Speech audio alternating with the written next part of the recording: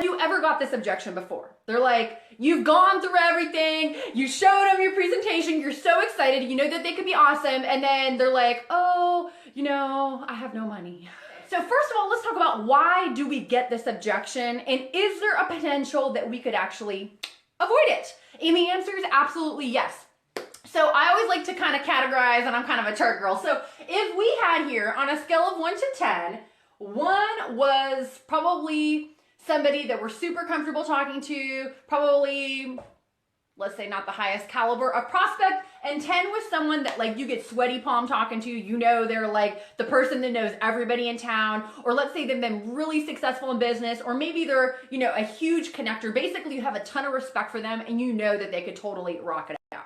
On a scale of 1 to 10, if we know 10 is our top-notch prospect, it's like our A player, and 1 is somebody that, hey, we'll take them, but they're probably not going to contribute. They're actually going to be more someone we're going to have to pull. Let's say on the scale of 1 to 10, in our social and economic level, we are somewhere in the middle, 5, 6, 7, 8, wherever you're at.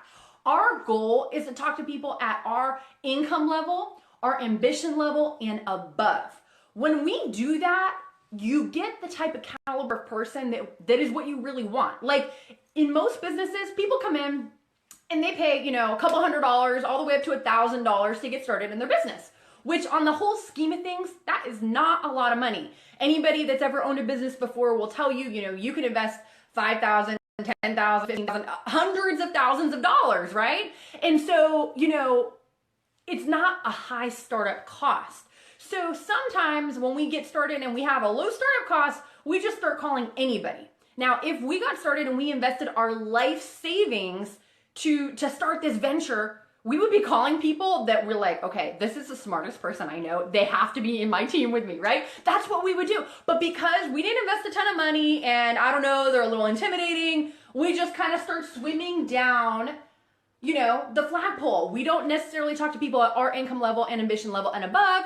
We just talk to anybody. So first and foremost, if we want to avoid this objection altogether, increase the caliber of the people that you're talking to. If we increase the caliber of the people that we're talking to, then less of them are going to have money issues, because by default, they're people at your income level and above, they're your ambition level and above, and if they really want to get something done, they'll figure out a way, right? Have you guys ever heard the phrase, if there's will, there's a way? Well, it's true, right? So that is first and foremost. How do we avoid it altogether? Now, if what we've been covering so far has been helpful, we're going to talk about what will happen. Let's say you do get this objection. We're going to cover 3 specific things that you can do to combat it. First of all, we can always go that, hey, can they borrow some money from someone? Do they have a credit card they can put it on? Now, here's what I found. We just came out of Christmas. We just came out of Thanksgiving. People have money for the things that they want. I don't remember where I was at exactly or what I was doing, but I remember, oh yeah, it was the night before. I think it was the night before Thanksgiving or maybe Thanksgiving Day, and I'm out doing a little bit of last minute shopping, and I pull up and there's like a video gaming store, right?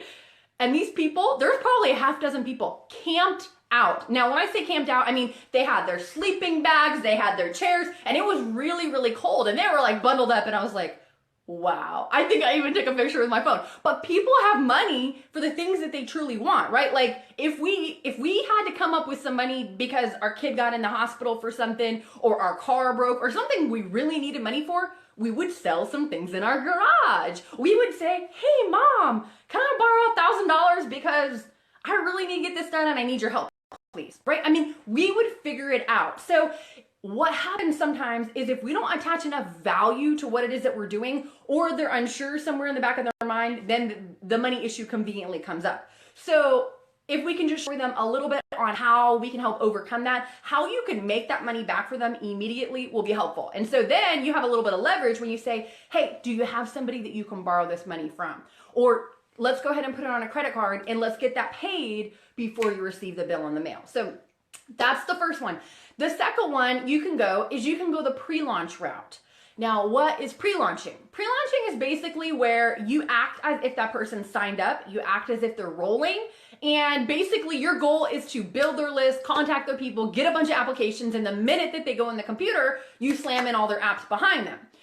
So that's another way that you can go. You kind of have to use your wisdom and discernment on that, because do realize people do face objections and, people, pushing back and so forth when they talk to them. So we want to make sure that we at least get them in the system at some point. Now, on the flip side, if you know it's a person of influence and they know a lot of people and they're like, hey, you know what? I get paid on the 14th, 18th or whatever, right? I get paid on this day. I really want to do this. Then you can say, hey, let's lock and load. Let's do this together. We're going to act as if you're in right now. And here's what we need to do. And then when they actually go through the steps and you do sign them up and you put other applications in the computer behind them. So that's really fun. So that's the second option. And the last one is probably the one I would go down the path, my third pick. Like, I would not do this first. But obviously you can basically partner with them. And what I mean by that is you can kick in some cash. Most of the time when people are starting a new distributor in their business, you get some kind of an upfront bonus commission, right? So you certainly, thanks for all the thumbs up, guys. You can kick in, some money that you're going to be receiving while they pitch in some. Now, one thing I would say, kind of like a word of caution, if you do go this route, is make sure that they got some skin in the game. Because I'll just tell you from my own personal experience, especially when I was first starting out, we've been doing this now for about 10 years. There's been so many times where we were doing well, we had this person, we really believed in them, we're like, okay, you want to do this? Okay, I want you to do this because I want a new person to be working with. And so we would pay for them to get in. And let me tell you, hands down, 10 out of 10 did not work. So if you were in a situation where they're like, you're kind of thinking, hey, you do want to kick in some money, they got to have some skin in the game. They must put money on the table. And if you were going to do the money that you're putting out there as like a loan, like, hey, I'm going to help you get started, but this, you let me know when you can pay me back. It's very important to do exactly that. Make sure that you get a set date as to when they're going to pay you back for that money, and make sure it is not attached to anything they're supposed to do in the business, because you don't control what they do in the business.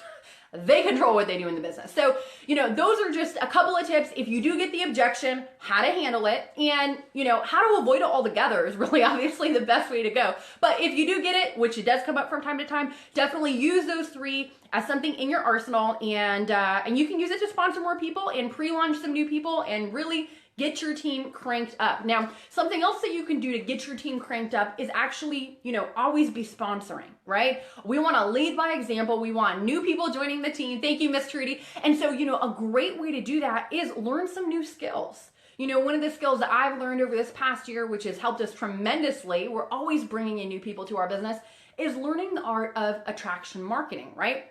How to attract people to you using social media. I mean, would life be different? Like if you were waking up in the morning and you're having your coffee and you open your Facebook and it's like ding, ding, ding, ding, ding. All these people that are like, hey, I want to know more. Hey, can you tell me what you're doing? Hey, I haven't talked to you in forever. What's going on? You have people actually reaching out to you. I mean, would that be cool, right? Of course it would be cool. So how do you learn how to do that? Well, I have something that will help. If you click on the link that's listed in the description, you're going to get my social media print. It's actually 4 specific things that you can do to learn to attract people to you. It's principles. These are elements that if you apply them, they will work. For more great training and to receive your free MP3 download on how to attract prospects using social media, the 4 essential elements to attracting prospects, visit summerjeronimo.com.